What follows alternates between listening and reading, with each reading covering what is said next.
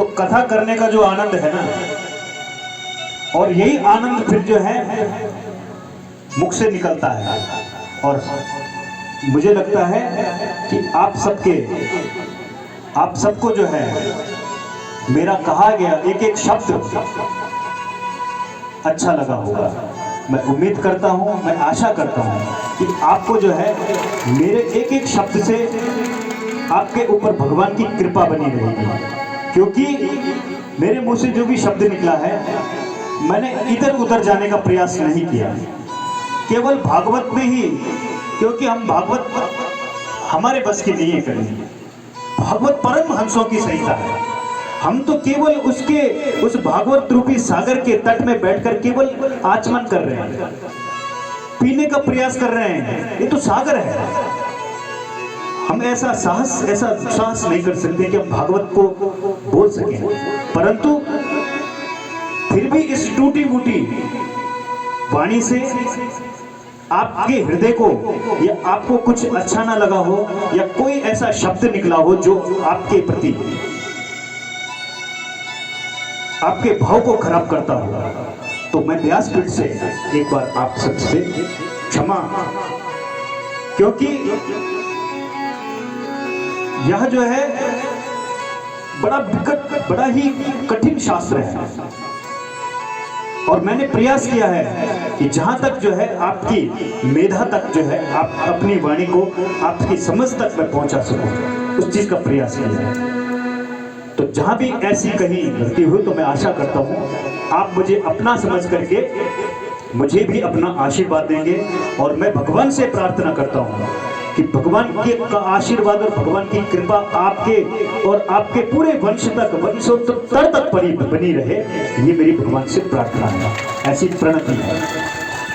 और यहाँ जो भी अच्छा हुआ, जो भी अच्छा हुआ मेरे द्वारा, समस्त विप्र मंडलियों के द्वारा, समस्त देवी देवताओं के द्वारा, जो भी यहाँ मंगल हुआ है, इष्ट हुआ है, स्वास्तिक हुआ है, जो भी अच्छा हुआ है, वो सब आपके भाग्य में, सब आपको जो है प्राप्त हो। और कुछ कमी रह गई हो, कुछ इस ज्ञानमय गंगा में, इस यज्ञ में कोई भी त्रुटि रह गई हो, गलती रह गई हो, तो उसको मैं अपने साथ ले जाऊंगा, वो मैं अपने सर के ऊपर लेता हूं। और जो भी मंगल हो वो आपको प्राप्त हो, ऐसी मेरी भगवान से प्रार्थना है।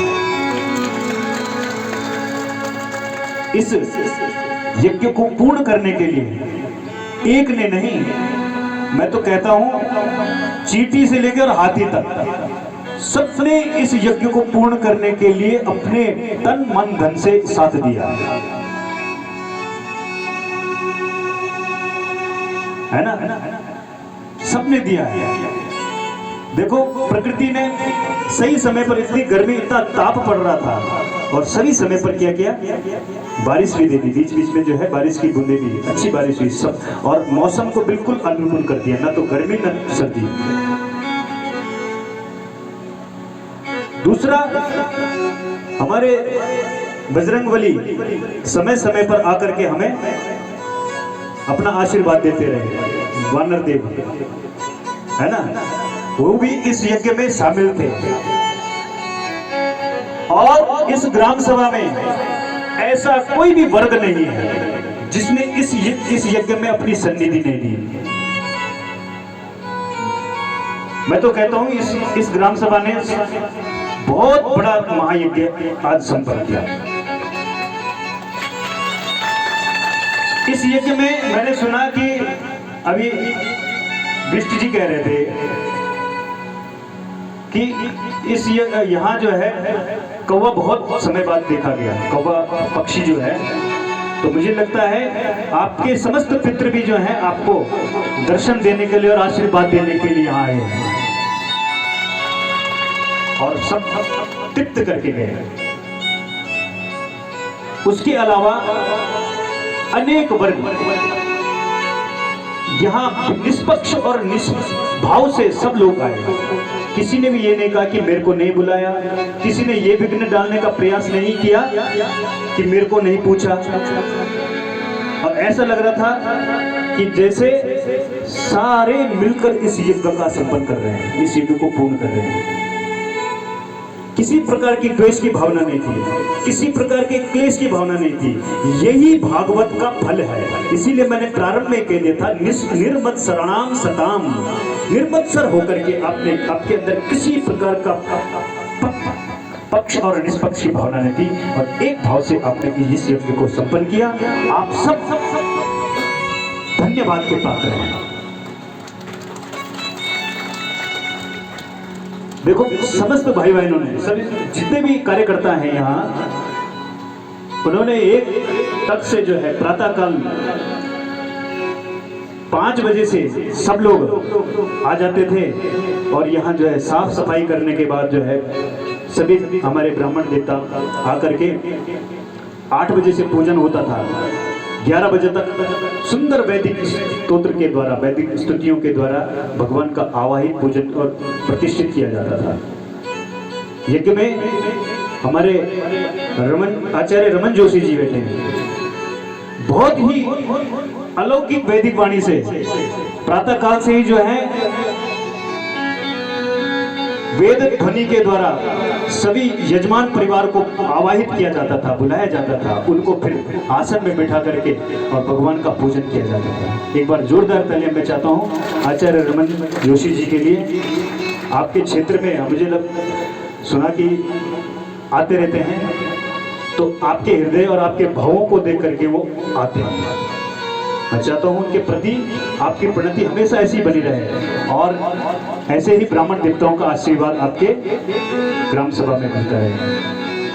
यहाँ पे नितिन जी बैठे, नितिन थुपलियाल जी, बहुत सुकोमल व्यवहार के हैं, मृदुभाषी, और हमारे पास आते रहते थे, कक्ष में पूछते रहते थे किसी चीज की कमी है, सब चीज पूछने का इनके प्रति भी मेरी पूरी सद्भावना है और मैं ये चाहता हूँ भगवान की कृपा भी इनके ऊपर बनी रहे।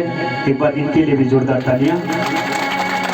हमारे नोटियाल जी बैठे हैं, बहुत सरल स्वभाव के, इनसे मिलना पहली बार हुआ। पहले कभी मिले होंगे तो उतना स्मरण नहीं है, पहली बार मिले, लेकिन ऐसा लगा जैसे कई बार मिल चुके हैं। बड़े सुहृदयी हैं। इनके प्रति भी मेरा भगवान की कृपा से इनके प्रति आप एक बार जोरदार तालियों से इनका भी स्वागत। इधर जो है संगीत, ऐसा संगीत मुझे प्रथम बार कथा में मिला और उसमें भी जो है इनसे किसी से भी मेरा संपर्क नहीं था, केवल और केवल यह छोटा भाई चंद्रेश जोशी बैठे हैं।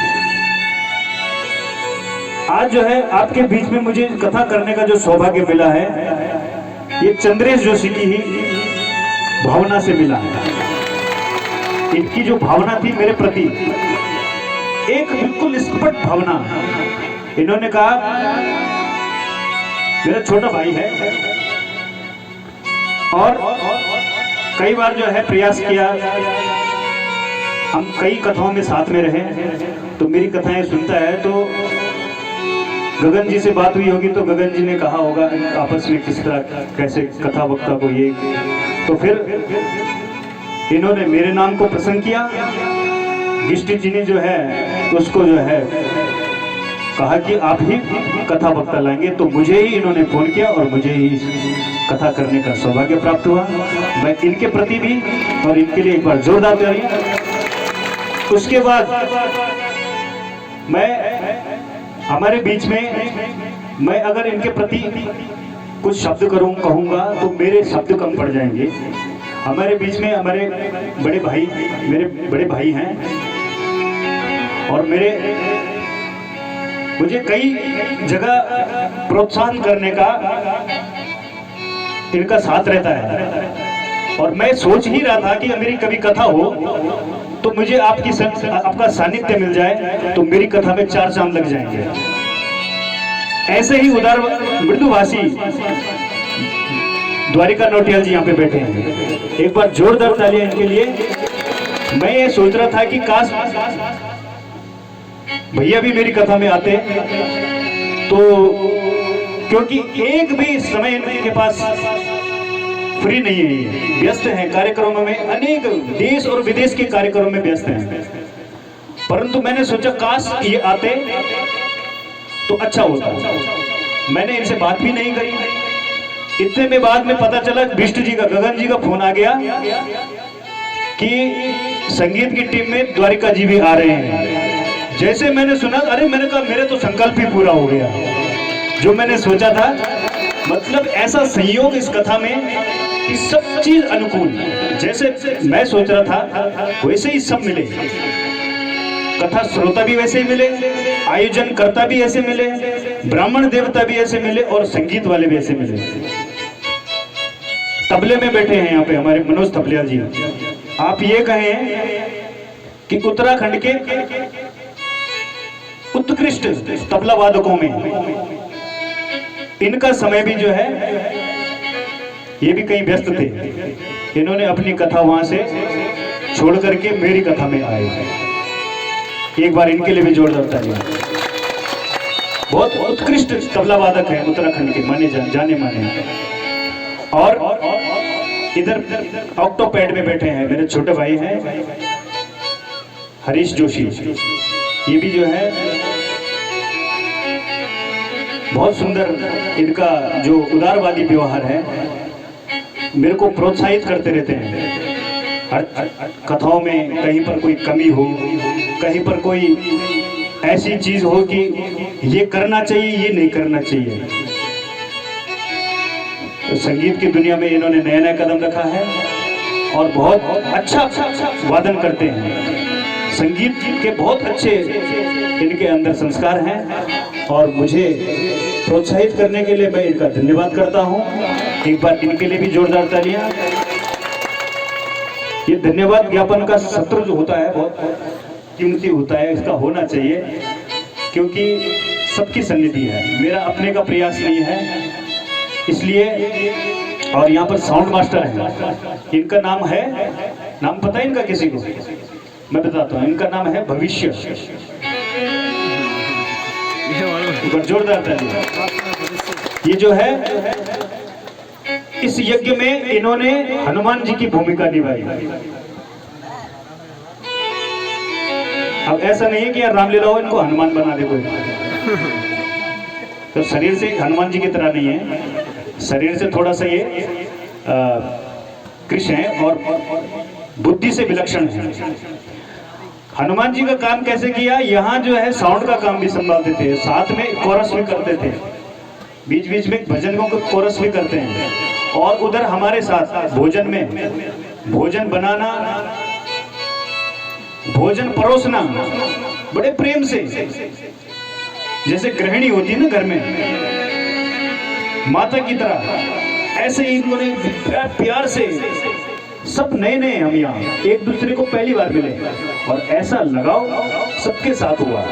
इसलिए इन सबके प्रति मैं अपने हृदय से अपने भाव व्यक्त कर रहा हूँ और आपके प्रति, आप सबके प्रति। इधर तपलियाल जी बैठे हैं, तपलियाल जी का परिवार कहा, हमने सुना कि संयोग बस ये भी जो है गांव में दिल्ली रहते हैं, संयोग गांव आए तो इनसे भी मिलने का संयोग हुआ। आप समस्त ग्रामवासी जो भी प्रत्यक्ष और अप्रत्यक्ष रूप में यहाँ जहां तक मेरी नजर जा रही है, सबके हृदय में मैं अपने हृदय भगवान की प्रेरणा और भगवान का आशीर्वाद आपको प्रदान करता हूं। आपके ऊपर और आपके परिवार के ऊपर हमेशा हर युग में निरंतर इसी तरह जो है भगवान की कृपा बनी रहे। इन्हीं शब्दों के साथ मैं पुनः एक बार जो है गगन विष्णु जी का भी धन्यवाद करता हूं, जिन्होंने मुझे मेरी मूक वाणी को पवित्र करने के लिए और शुद्ध करने के लिए मुझे यहाँ आवाहित किया और मुझसे जो भी बन पड़ा मैंने आपको दिया।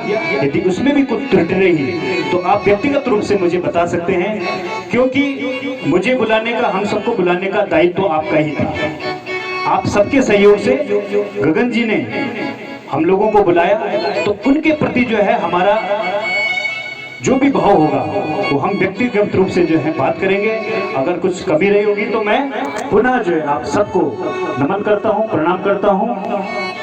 और किसी का नाम छूट गया हो, यहाँ पे भाई साहब बैठे हैं, मैं नाम तो नहीं जानता हूँ आपका, आपने बहुत सहयोग किया है। और विष्ट जी के बड़े भाई हैं यहाँ बैठे हुए, और उनका नाम क्या भाई साहब था?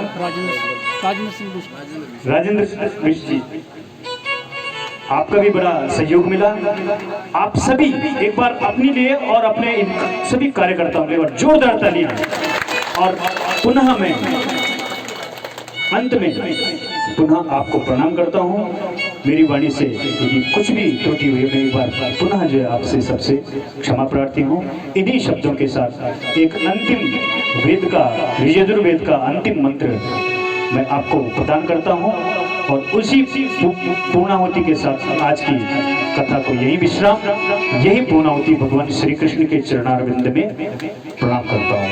ओम पूर्णमदः पूर्णमिदं पूर्णात् पूर्णमुदच्यते पूर्णस्य पूर्णमादाय पूर्णमेवावशिष्यते। ओम शांति शांति शांति। ओम।